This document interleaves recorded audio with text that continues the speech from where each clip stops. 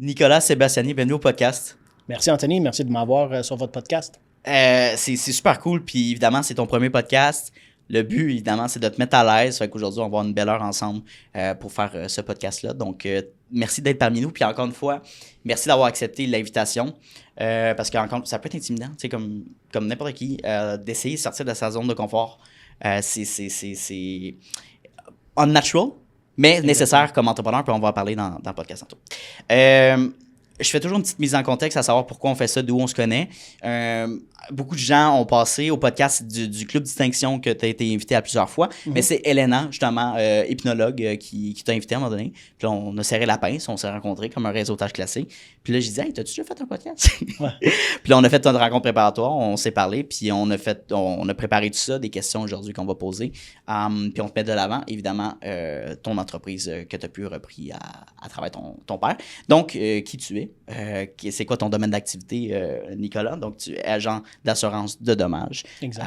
Puis on va en parler un petit peu plus en détail. Je pense que c'est un domaine qui est méconnu, autant pour les gens qui cherchent une police d'assurance, mais pour les gens qui s'intéressent à savoir, tu sais, peut-être que c'est un domaine qui pourrait m'intéresser aussi. Donc, on va en parler aujourd'hui. On se lance dans le bain. Fantastique.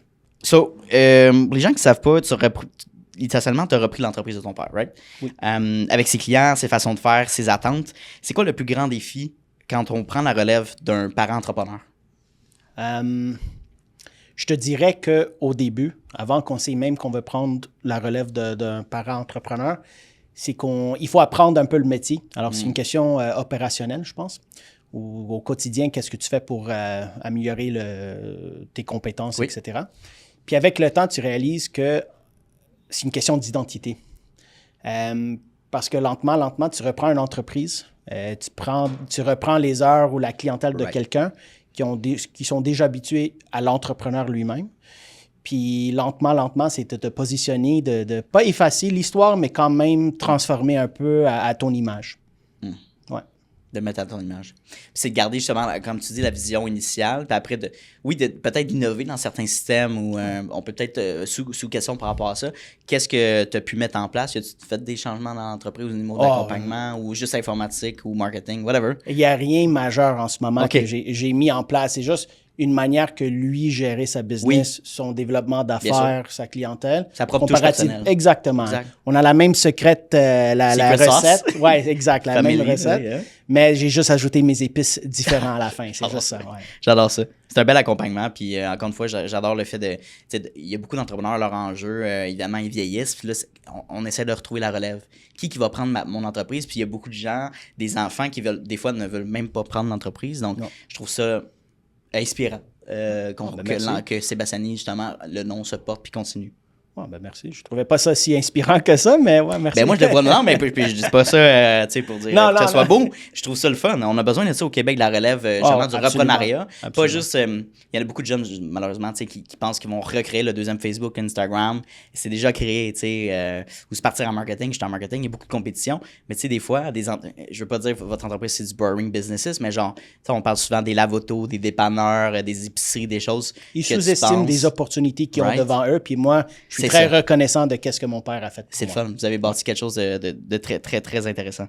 Deuxième question. À quel moment tu t'es dit, OK, maintenant, c'est vraiment ma business. C'est plus papa, c'est ta business, pas juste celle que je continue finalement. OK. En toute transparence, je ne crois pas que c'est officiellement ma business. Il y a toujours... Comme on disait, il y a toujours la recette originale de mon père qu'on a là-dedans. Alors, lentement, je commence à prendre des décisions au quotidien qui ont des petits impacts dans l'entreprise. Et je pense avec le temps, avec l'accumulation de décisions, je pense à ce point-là, ça va sentir plus à mon image. J'imagine que ton père aussi est en position de mentorship, beaucoup en position de conseil, d'accompagnement, évidemment. C'est familial, mais aussi niveau business, il y a beaucoup d'expérience. Donc, parle-moi un petit peu de qu'est-ce qui t'amène quotidiennement au niveau de l'accompagnement et des conseils qu'il peut donner. Je pense au début, il était là juste pour me faire apprendre sa manière de faire. Je pense vers la fin, même lui, dans sa tête, il avait décidé qu'il voulait quitter l'industrie. Alors, je trouve de moins en moins, le plus que j'ai pris la relève, le plus qu'il est sorti, alors plus il était plus tanné de parler de la business et tout. Mais je pense au début, il m'essayait de partager, parce qu'à part d'être mon père, c'était aussi mon mentor dans l'industrie. Oui. Tous ces secrets qui lui amenaient du succès, puis c'est juste à moi d'aller piger qu'est-ce que j'aimais, qu'est-ce que je voulais faire. Ouais. J'aurais dû écouter plus, honnêtement. Mais ouais, c'est ça. Puis je m'ai juste partagé des petits astuces, puis ça m'a aidé beaucoup en business. Avant qu'on poursuive dans ce genre de lignée-là de questions, veux-tu me parler concrètement de ton domaine, ton métier, pour que les gens comprennent le courtier en assurance? C'est quoi un courtier en assurance? Bien, ça, c'est une chose que je dois corriger juste pour être sûr, mais je ne suis pas un courtier, je suis un agent en assurance de dommages parce que je représente juste une marque. Bien sûr. Ouais. Alors, je suis un partenaire autorisé de Beneva. OK. Et ce que je fais de journée après journée, j'offre des clients des produits d'assurance habitation, automobile puis véhicules de loisirs. Fait que Nick, tu te définis souvent comme un solopreneur plus qu'un entrepreneur classique. Pourquoi tu mentionnes cette nuance-là puis pourquoi c'est important pour toi? Ben, c'est parce que, pour moi, un solopreneur, c'est quelqu'un qui est la business. Okay? Oui. C'est ma seule responsabilité. Sans moi, je ne pense pas que la business va aller de l'avant. C'est ma responsabilité d'être dans le bureau pour faire les soumissions. C'est ma responsabilité de faire sonner le téléphone, d'agrandir la business. Alors, je me définis d'un solopreneur parce que c'est tout sur mes épaules en ce moment. Yeah. Et éventuellement, je pense, la prochaine étape, ça serait de devenir de solopreneur à entrepreneur. Le but, c'est de déléguer davantage, du moins. Ouais. De bâtir une structure, une équipe. Ça peut être l'évaluation, la prochaine étape dans la business. Mais à l'instant, pour moi, qu'est-ce qui définit ou qu'est-ce qui différencie pour moi les deux, c'est que vraiment, c'est juste moi et j'ai juste ma responsabilité en ce moment. Sous-question. J'aime ça poser des sous-questions. Ah ouais, vas-y. Parce que la prochaine question est vraiment nice, c'est par rapport au syndrome de l'imposteur. C'est quoi les soft skills primordiales à avoir en tant que solopreneur? T'sais, pour qu'une entreprise fonctionne et performe dans le temps, selon toi, qu'est-ce qui est à ne pas éviter, mettons?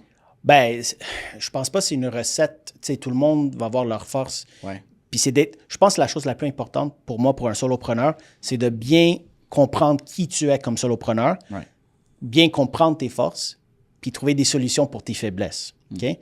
C'est sûr, moi, comparativement à mon père, je suis un peu moins organisé. Je vais juste dire une faiblesse au lieu d'une force. C'est parfait. Par contre, je sais que c'est une de mes points moins forts, alors je dois travailler 2 fois plus fort pour être au même niveau ou au même niveau de compétence qu'une autre personne. Alors, je pense que le meilleur skill que tu peux avoir, c'est une bonne compréhension de soi-même pour t'aider à accélérer en entrepreneuriat. Parce que, honnêtement, évidemment, tout le monde le sait, on n'est pas parfait. Fait que, mais tu sais, quelqu'un qui pense que justement, un certain niveau d'expertise est rendu à un niveau qu'il ne peut plus apprendre, fait qu'il y a un certain ego qui rentre là-dedans, tu as une belle ouverture pour dire, regarde, j'ai des croûtes à manger, j'ai des choses à expérimenter, je suis pas parfait, mais je suis capable de reconnaître qu'il faut que je travaille ça pour me rendre là, du moins.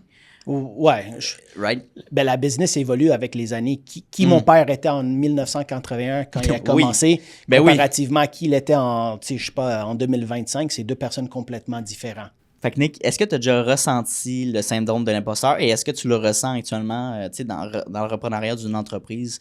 Parle-moi de comment tu vis ça. Comment tu as vécu ça aussi? Alors, Assurance Bossiani, c'est pas seulement le nom de la compagnie, mais c'est notre nom de famille. Yeah. Alors, il y a moi, je me mets beaucoup de pression pour être à les attentes de tous les clients, puis de mon père, puis de tout le monde. Bien sûr.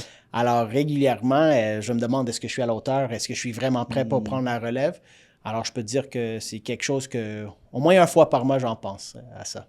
Nice. Ouais. Comment tu t'adaptes ou comment tu développes une certaine confiance à travers se sentir imposteur, pareil, là?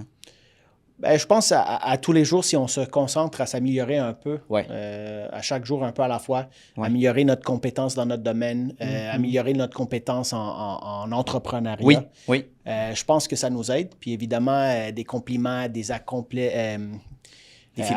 feedbacks, avoir accompli certaines étapes. Oui, c'est vrai. C'est des choses, ça nous permet de au moins soulager un peu le stress pendant d'imposteur. Ouais. Ben, c'est un effet de confirmation de voir si, évidemment, est-ce que je suis dans le bon domaine, est-ce que je suis bon ou est-ce que je peux m'améliorer? Parce que moi, personnellement, en business, des commentaires constructifs de clients, de collaborateurs, c'est les meilleurs commentaires. Mais après, un bon entrepreneur, selon moi, est capable de prendre ces critiques-là puis pas de le voir comme une attaque. Je pense que la pire chose, c'est de le voir justement comme ça négativement. Là. Je sais pas qu'est-ce que tu en penses. Non, absolument. Tu sais, c'est sûr que dans le moment, peut-être, tu peux être déçu si jamais... Oui, tu peux être avec un critique ou quelque chose, mais tu sais, je pense que la bonne habitude, c'est d'être capable de voir comment est-ce que je peux éviter ce scénario encore. Makes sense. Est-ce que c'est vraiment ma faute? Est-ce que c'est quelque chose que j'ai pu contrôler? Et si oui, qu'est-ce que je peux faire pour l'éliminer? Un bon point que tu viens de mentionner, est-ce que c'est quelque chose que je peux contrôler puis corriger ou est-ce que c'est un incontrôlable, c'est une variable X de l'environnement, tu sais? Dans un domaine comme le tien, comment tu arrives à créer une vraie relation humaine avec tes clients? Comment tu crées une vraie connexion, là? Bien, premièrement, tout se fait au téléphone. OK. Alors déjà, on enlève l'aspect de body language, d'être capable de regarder quelqu'un dans les yeux. Mais je pense pour moi, depuis une très jeune âge, comme on avait discuté, j'étais toujours quelqu'un de très curieux. Puis j'étais toujours quelqu'un qui était axé sur la conversation. Et alors, les gens aiment nous raconter leurs petites anecdotes. Ils aiment se sentir compris. Alors, d'être capable de bien faire, j'imagine tes demandes des questions, puis bien comprendre le client va te permettre de créer cette relation humaine entre les deux personnes au téléphone. Il y a beaucoup de gens qui ne comprennent pas vraiment c'est quoi le contexte de leur assurance ou qu'est-ce qui est dans leur police d'assurance. C'est quoi le plus gros manque d'éducation que tu vois chez les consommateurs? Bien, je pense que tu as bien aligné la question. Je pense que les gens, quand ils nous appellent, ils sont en train d'essayer d'acheter un prix. Puis en réalité, ils devraient acheter une protection. Je pense qu'il y a un manque d'information ou un vouloir de s'informer. Puis quand ils ont vraiment besoin du produit, c'est trop tard. Alors, ils sont censés d'aller chercher la meilleure valeur, je pense, selon moi. La meilleure qualité-prix, la meilleure couverture. Laisse-nous faire nos conseils, puis de là, gérer les attentes après. Dans notre rencontre préparatoire, tu m'as dit que ton rôle, c'est d'expliquer. Right? Tu es en position d'accompagnement avec ton client. Comment tu fais pour rendre un sujet qui pourrait paraître comme complexe, un sujet qui devient un petit peu plus simple puis rassurant aussi? Je pense que la première chose, c'est de comprendre que les personnes qui nous appellent ne sont pas dans le domaine de l'assurance. Non. Et qu'est-ce qui peut être facile ou ce qu'on connaît n'est pas nécessairement la réalité des clients. Alors, c'est d'être capable, d'augmenter tes compétences pour être capable de mieux expliquer, comme tu as dit, sans utiliser trop le jargon, de trouver le bon langage pour simplifier le sujet en général. Puis c'est un des soft skills qu'un bon agent va avoir dans son répertoire. Alors, de ne pas prendre acquis que les gens connaissent tous, puis être sûr que même si ça prend une explication de plus, 30 secondes de plus, de s'assurer qu'ils ont bien compris qu'est-ce que tu es en train d'expliquer.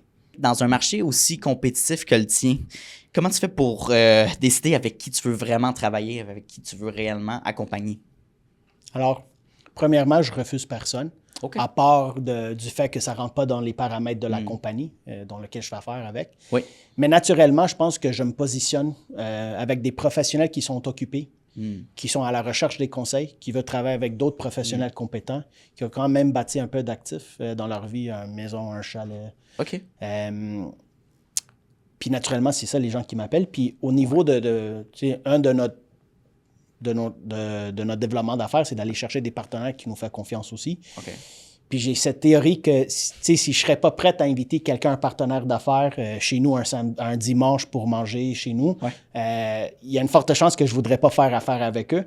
Parce que pour moi, travailler ensemble, c'est pas juste transactionnel, ça prend une vraie relation. Je pense qu'il y a une belle relation. Puis ça, je pense que c'est la preuve, justement, encore une fois, si on garde un concept plus large entrepreneurial, les relations d'affaires, c'est pas juste transactionnel. Ça va après la transaction, idéalement, oui, pour, peut-être plus de services, plus d'accompagnement pour revenir, mais ça peut être aussi, hey, j'ai pensé, par exemple, tu as un client qui te partage qu'il se lance en affaires ou il part une autre entreprise, un projet.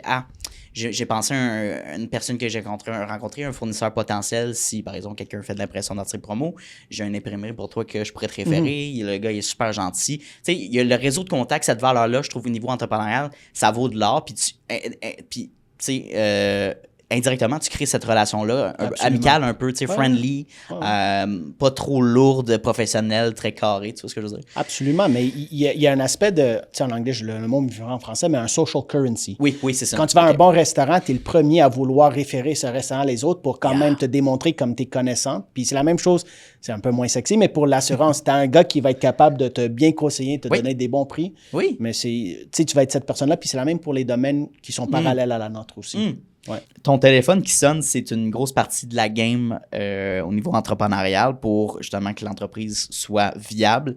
Selon toi, pourquoi être bon, ça ne suffit pas si personne ne sait que tu existes. Là, on peut faire un lien aussi au niveau marketing, l'effort du podcast et tout ça, mais si personne ne te voit, ne te connaisse, la réputation, la notoriété, c'est important là, dans le domaine. Évidemment. OK. Je pense, tu sais, j'utilise l'exemple, si tu es le meilleur chef au monde, puis tu n'es pas dans une place que les gens pour goûter qu'est-ce que tu as préparé pour eux, personne ne va savoir que tu es un bon chef. C'est vrai. Tu sais, si tu es un joueur de hockey, tu crois que tu es le meilleur, puis tu n'as pas la chance d'aller sur la patinoire puis jouer, personne ne va voir tes stats. Puis c'est la même chose pour nous. Je pense que tu peux être le plus compétent, mais si tu n'es pas capable de faire sonner ton téléphone pour te donner les opportunités, pour démontrer à d'autres personnes que tu es le plus compétent ou parmi les tops dans l'industrie, je pense que c'est pour ça, c'est la chose la plus importante, même s'il faut être compétent juste pour rentrer dans le domaine. Oui. Évidemment, comme tu le sais, avec le studio, avec l'agence Vision Médias, on fait l'accompagnement marketing pour les clients. Puis, depuis les dernières années, je trouve que c'est les entrepreneurs qui se démarquent voient une valeur investie dans leur identité, dans leur branding, personal branding ou juste niveau marketing pour leur entreprise, de créer du contenu comme qu'on fait aujourd'hui.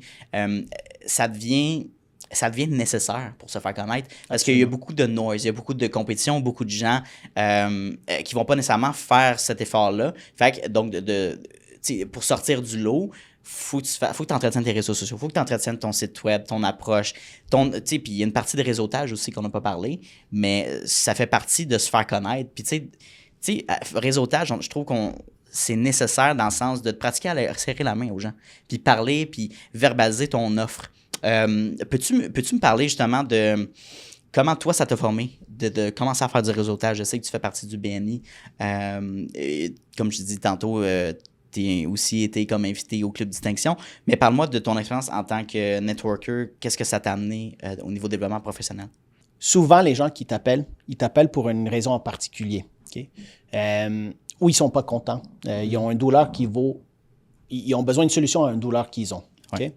Et essentiellement, tu vas être dans une position, parce qu'ils n'achètent pas juste le produit, ils achètent la personne qui vend le produit en même temps. Alors, tu veux leur montrer qui je suis et pourquoi je suis la personne qui peut aider leur situation, leur douleur en ce moment. Alors, je pense que les médias sociaux nous permettent de nous mettre à l'avance pour quand même créer une confiance avec les clients. Oui, c'est ça. J'adore ta réponse, puis je vais renchérir là-dessus parce que, tu sais, toi, tu es millennials, moi, je suis Gen Z. Comment on choisit un fournisseur de services ou... Tu sais, il y a toujours quelqu'un dans notre famille qui va nous recommander, OK, parfait, tu cherches un courtier immobilier, j'ai telle personne. Mais si tu n'as pas cette connexion-là, ben c'est quoi le first attempt, la première chose que tu vas faire pour trouver quelqu'un? Ben, c'est les réseaux sociaux, puis évidemment le web après qui vient avec, les sites web. Donc, d'avoir une présence, de dire « Oh my God », même si je n'ai pas encore parlé à Nick, par exemple, mais je l'ai vu à travers une capsule ou une entrevue qu'il a faite ou un web post qu'il a fait. Fait que j'ai une proximité ou une certaine connexion. Ouais. Je sais comment lui il voit le domaine des affaires, comment il entretient ses clients, comment il voit l'entreprise, encore une fois. Mais il y a ce lien-là qui est important. Je sais pas ça te permet de créer une opinion sur quelqu'un. OK, c'est ça. Yeah. Ça te permet de créer comme une opinion sur quelqu'un sans les connaître. Puis là, quand tu les appelles, c'est à cette personne d'être capable de matcher cette opinion qu'ils ont créée dans leur tête. Oui. Puis quand tu es capable de joindre les deux, c'est là que tu vas avoir du succès. Oui. Puis quand dans ton point de réseautage, OK? Oui. Si quelqu'un va me référer, c'est parce qu'ils ont confiance en moi. Alors, ma première impression avec cette personne en réseautage, avec potentiellement des personnes qui vendent des maisons, des courtiers hypothécaires, je dois être capable de transmettre une confiance en eux parce que s'ils veulent me référer, ils vont vouloir que je transmette la même confiance dans leurs clients. Alors, ma première impression, c'est important, mais la deuxième aussi pour matcher cette réputation que j'ai créée parce sur que les médias sociaux. Ben oui, puis ça peut être dangereux dans le sens, je fais toujours l'avocat du diable pour les réseaux sociaux parce qu'on a tellement vu d'histoires, malheureusement, des entrepreneurs qui s'affichaient comme un expert qui est parfait dans son speech, puis en réalité, tu prends le temps peut-être de lui jaser en vrai, puis peut-être son offre est différente ou son approche est différente. Mon Dieu, son énergie n'est pas la même. Donc, tu sais, de la manière que tu te présentes sur les réseaux sociaux, le seul conseil que je donne à tout le monde qui écoute le podcast, c'est d'être la même personne authentiquement.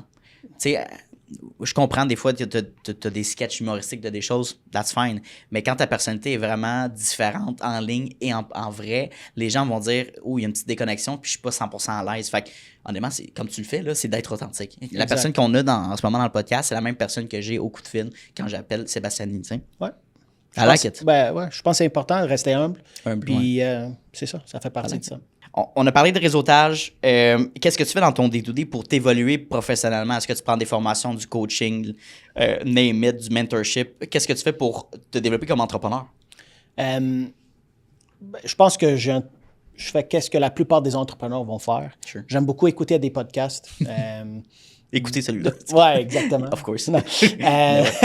J'aime écouter des podcasts Yeah. parce que, tu sais, ça, c'est hyper important pour moi. Sure. J'allais dire lire des livres, mais c'est rendu plus que je fais du Audible que du audiobook, c'est parfait. Ouais. C'est ça, au lieu de lire. Ouais. Mais c'est parce que j'aime apprendre, comme j'ai dit au début, puis c'est comme un thème qui vient, je suis curieux. Puis, tu sais, même apprendre sur l'histoire ou apprendre sur des sujets qui ne sont pas nécessairement en lien avec ta business peut t'aider parce que tu vas peut-être apprendre quelque chose de nouveau que tu peux impliquer dans ton métier. 100%. Tu peux écouter, j'adore ton lien quand tu parles de l'histoire parce qu'il y a beaucoup, évidemment, une panoplie de documentaires, des audiobooks sur l'histoire. Moi, personnellement, ça a toujours été un sujet à l'école que j'ai été, naturellement, ça m'a intéressé. Mais de s'intéresser à l'histoire, juste de voir le comportement d'une entreprise ou d'une société peut donner des conseils comme « Oh mon Dieu, il a adopté ça » ou ça donne une idée que « Oh mon Dieu, je pourrais adopter telle chose, faire des recherches ». C'est juste dans différents contextes. Puis moi, personnellement, mes meilleures idées niveau entrepreneurial, niveau business, innovation, c'est venu à travers des rencontres qui sont pas business. Ben, c'est ça. Autant amical, au voyage, ou tu vois quelque chose, tu vois, mon Dieu, j'ai rencontré un commerçant là-bas, locaux, qui fait ça de même, puis je trouve ça intéressant, créatif. Je vais essayer de l'appliquer à ma sauce chez moi. Tu sais, par exemple, puis je pense que ça s'adapte dans tous les domaines confondus. Là. Mais démontrer de l'intérêt dans l'autre personne, ça vaut beaucoup. Right. Puis le plus que tu ouvres tes horizons à des nouvelles expériences ou des nouvelles aventures, tu aurais plus à partager avec une autre personne. Puis tu sais, tu parles un peu de mettre quelque chose à ta recette, mais tu sais, disons que tu m'aurais dit, écoute, j'ai jamais joué au piano dans ma vie, je connais rien sur la musique, mais pour quelle soit la raison, je connais un peu sur X sujet. Alors, on peut peut-être partager quelque chose qu'on n'aurait pas pu parce que j'ai pas pris le temps de lire un livre ou apprendre quelque chose de nouveau. Puis je pense que les bons entrepreneurs sont capables d'avoir une capacité sociale de dire, tu sais, le classique réseautage, tu parles avec une nouvelle personne que tu sais pas c'est quoi sa couleur. Tu sais, comme Eric au BNI, c'est un rouge, right? Thomas, un petit peu plus bleu, jaune, tu sais. Mais d'être capable de, s'adapter au speech, parce que quelqu'un peut-être qui est un petit peu plus cartésien, plus chiffré, ou tu sais, le classique ingénieur, il faut que tu utilises un certain langage versus le rouge qui est beaucoup plus émotionnel. Il faut que tu adaptes ton langage à ces personnes-là. Puis c'est la même chose, je crois, dans ta clientèle. Pour créer une relation long terme, puis une relation de confiance dans l'appel.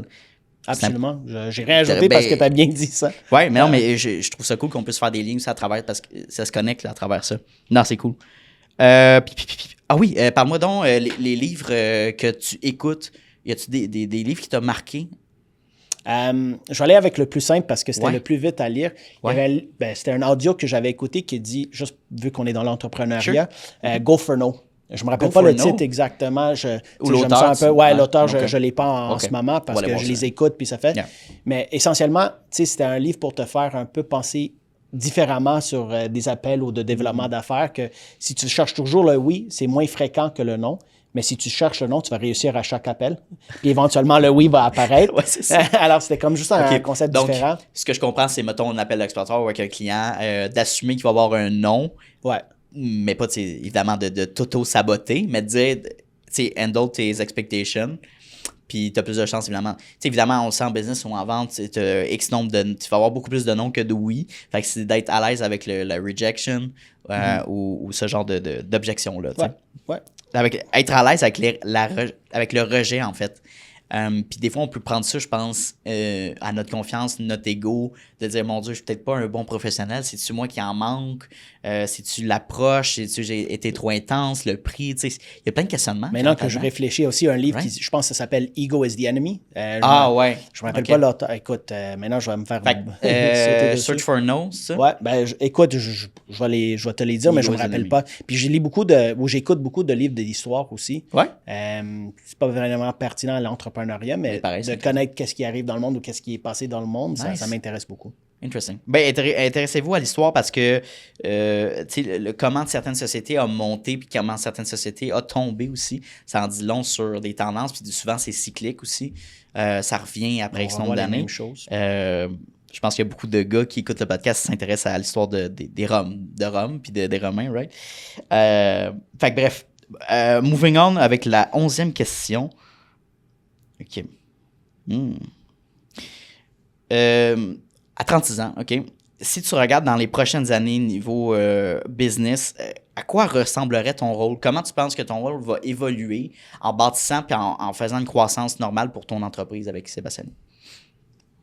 Alors, je pense que de retourner sur la discussion, d'aller de solopreneur à entrepreneur, je pense que quand je vais être rendu à un point que je suis à la limite de mes capacités et que vraiment l'entreprise est à mon image, que la prochaine étape dans l'évolution de moi comme professionnel, ça serait de prendre l'étape de devenir un gérant de ma business pour permettre à d'autres d'avoir du succès, me sortir un peu de la production, puis rester plus dans la stratégie ou plus dans le développement d'affaires de la business. Bien sûr. En croissance, plus en mode de leader, peut-être visionnaire. Exact. Plus en leader.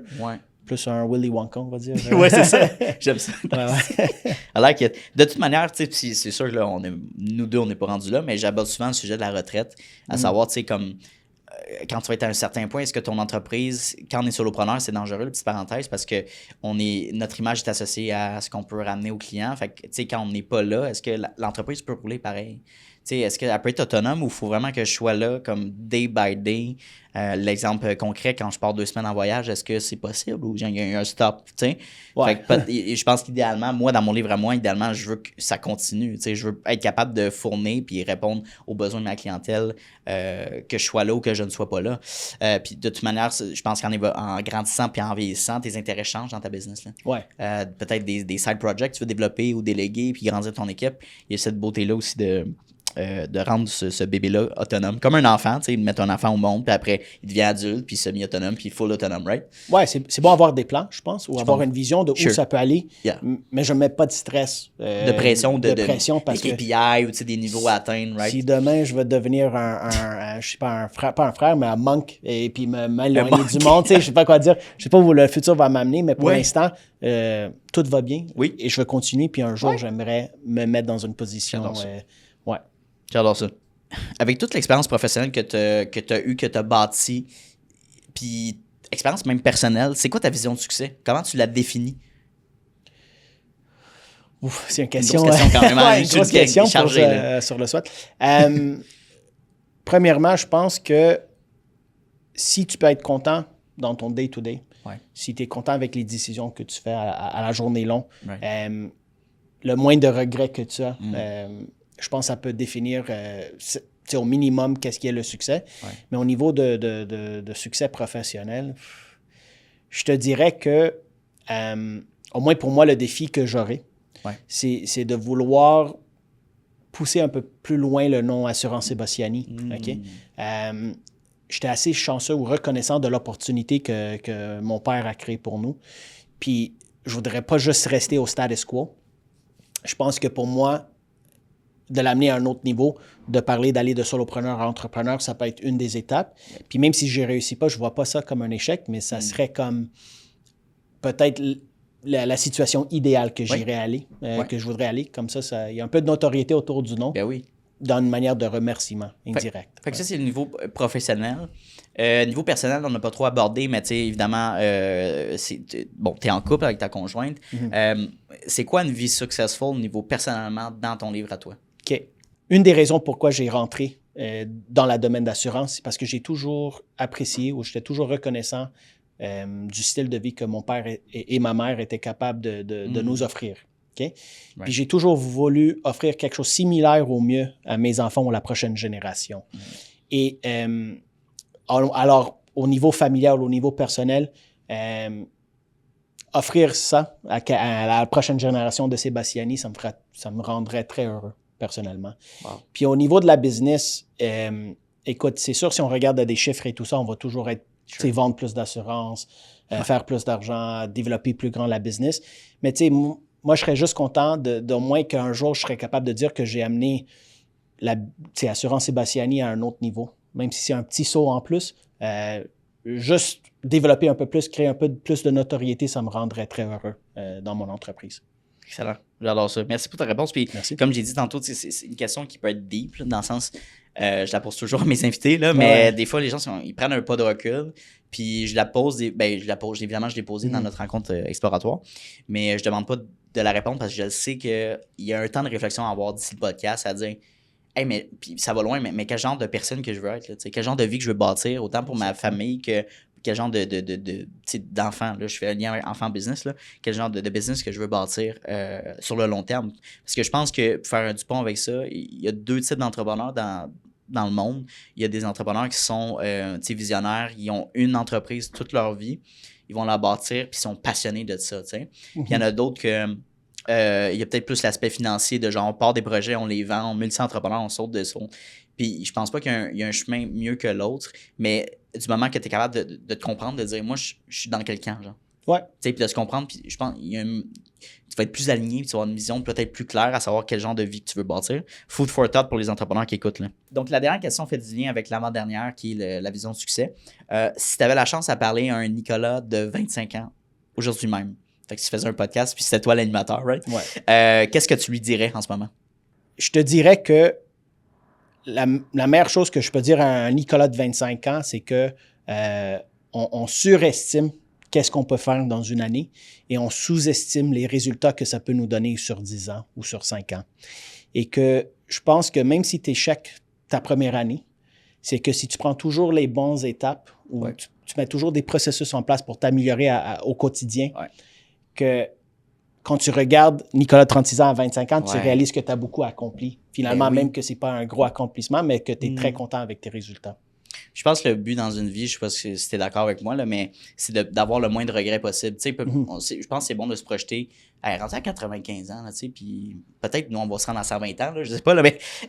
J'espère. Parce qu'on verra bien, mais rendu sur ton lit de mort, quand ton petit-fils ou ton arrière-petit-fils va te poser la question « Hey, papy, qu'est-ce que tu as fait dans ta vie? » Est-ce que tu vas être fier de ce que tu vas repartager ou j'ai travaillé 50 ans dans une entreprise, j'ai pas vraiment monté, j'ai fait le street minimum parce que ça me tentait pas. Puis tu sais, quel genre de modèle parental, tu sais, puis quel genre de modèle familial tu veux être avec ces personnes-là? Puis je pense n'importe qui veut dire, regarde, moi j'ai vécu, j'ai fait des expériences, j'ai fait des échecs là, mais j'ai pas de regrets sur mon Dieu, j'aurais dû me lancer en affaires. Mon Dieu, j'aurais peut-être dû passer plus de temps avec mon enfant. Moi, je trouve que j'ai des frissons à en parler parce que c'est tellement important d'aborder ça. Puis il y a beaucoup de gens, malheureusement, qui tombent dans le rat race d'accomplir, puis de bâtir peut-être une carrière, puis de pas miser, puis de passer du temps au niveau familial, là, selon le sujet, au niveau entrepreneurial. Mais je pense que c'est important de se poser les bonnes questions. Ouais, je pense que oui. Nicolas, c'est ta première expérience de podcast aujourd'hui. Comment tu as vécu ça avec moi? J'espère que je t'ai mis à l'aise. Je sais que des fois, ça peut être intimidant, mais j'aspire toujours à poser des bonnes questions, puis rendre ça relax, prendre un moment ensemble. C'est quand même intime dans le studio, mais partage-moi ton vécu avec moi aujourd'hui dans le studio. Là. Ouais, honnêtement, j'étais très nerveux au début. Puis je suis encore un peu intimidé, je vais être très honnête avec toi. That's fine. Parce que souvent, je suis la personne sur l'autre ligne du téléphone, puis je suis jamais dans une position où je peux mettre ma face à un nom. Yeah. Tout le monde me connaît comme l'agent, mais personne ne sait qu'est-ce que j'ai l'air. Mais honnêtement, tu étais capable de me rendre à l'aise, puis je suis très content que j'ai fait ça parce que ça m'a sorti de ma zone de confort, puis on parlait de ne pas avoir des regrets et tout ça il n'y a pas trop longtemps. Yeah. Alors, si je ne l'aurais pas fait, je l'aurais regretté. Puis maintenant, je dois juste accepter que c'est ça qui je suis, puis que je suis quelqu'un quand même normal, tu sais. Tu sais, je veux dire, je me relance avec mon premier podcast que j'ai fait au deuxième, là, quand j'avais mon premier invité devant moi, puis j'invitais, dans ce temps-là, je faisais mon podcast chez moi, dans mon appartement, j'avais 2 tables de podcast dans mon salon et tout ça. Puis je shakeais, j'étais comme, mon Dieu, est-ce qu'il va... Est-ce que je vais manquer de questions? Est-ce que je vais manquer de relance? Est-ce que je vais me foirer? Puis est-ce que je vais manquer de batterie dans mes caméras? Whatever. Name it. Le stress que tu vis, puis après, il n'y a rien de mieux que de la pratique. Tu sais, les gens ont peur de parler devant la caméra, puis I get it, moi aussi, là, la première fois que j'ai parlé devant mon cell, puis comme, il faut que je parle d'un sujet intéressant, je vais vlogger un peu, puis ça a pris 20 takes avant de me reprendre puis de dire une phrase. Puis là, tu pognes les nerfs, tu te dis, c'est moi qui est pas bon, whatever. Tout le monde passe par là. Ouais. Fait que je sais que c'est stressant, c'est intimidant, mais après, comme des push-ups, plus t'en fais, plus t'es capable d'en faire, mieux faire, t'as une meilleure forme. La meilleure chose à faire, la meilleure recette, c'est de te pratiquer. Puis je pense qu'aujourd'hui, on a répondu à ça. Puis moi, personnellement, j'ai adoré... tu sais, je sais que notre épisode allait être bon de toute manière, puis que les sujets sont intéressants, c'est éducatif, parce qu'on ne comprend pas vraiment c'est quoi le domaine des assurances. Absolument. De dommages, précisément. Là. Comment trouver justement la bonne personne qui peut nous accompagner, la bonne police, et tout ça de couverture. Donc, j'ai adoré. Puis, dernière question pour toi. Où est-ce qu'on peut te contacter pour faire avec l'équipe Sébastiani, finalement? Ben, tu peux me contacter par téléphone, par courriel. Si vous voulez, je peux les lancer tu peux l'écrire, ouais, alors, l'écrire, le dire. Alors, tu peux me rejoindre au 514-400-1798. Et mon courriel, c'est mon nom. Alors, c'est nicolas.sebastiani@commercialbeneva.ca. Merci, mon cher. Merci à toi.